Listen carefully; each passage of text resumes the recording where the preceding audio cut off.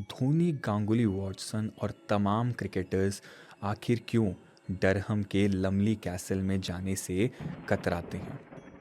आखिर क्या हुआ था उन सभी के साथ जिससे उनके जहन में लमली कैसल के लिए बन गई एक बुरी इमेज?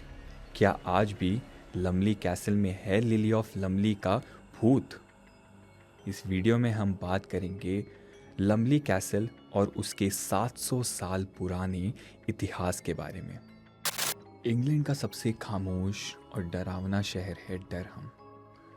इंग्लैंड का सबसे ऐतिहासिक शहर है डरहम, और इस शहर में ऐसे कई राज दबे हुए हैं जिससे लोग अनजान भी हैं और सहमे भी हुए हैं।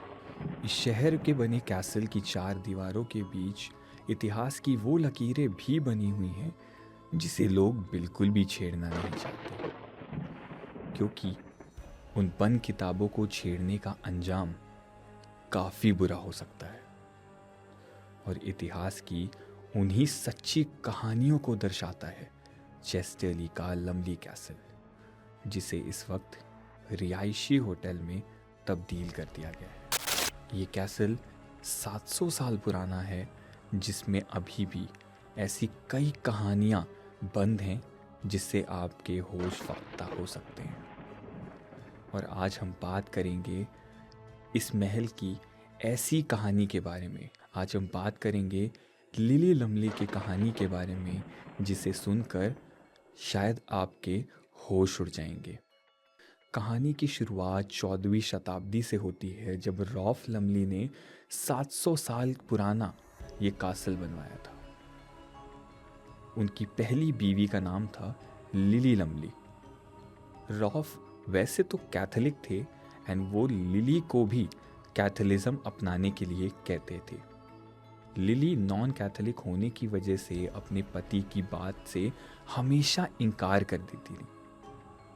उस वक्त पर जो प्रीस्ट थे वो भी कैथोलिज्म को काफ़ी प्रमोट करते थे।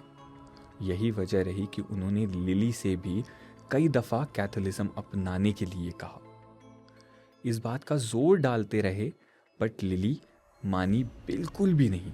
एक दिन आया जब उन प्रीस्ट्स ने गुस्से में आकर लिली को उसी कैसल में, लिली के ही कमरे में उनकी हत्या कर दी और उनकी लाश को कैसल में ही बने कुएं में डाल दिया।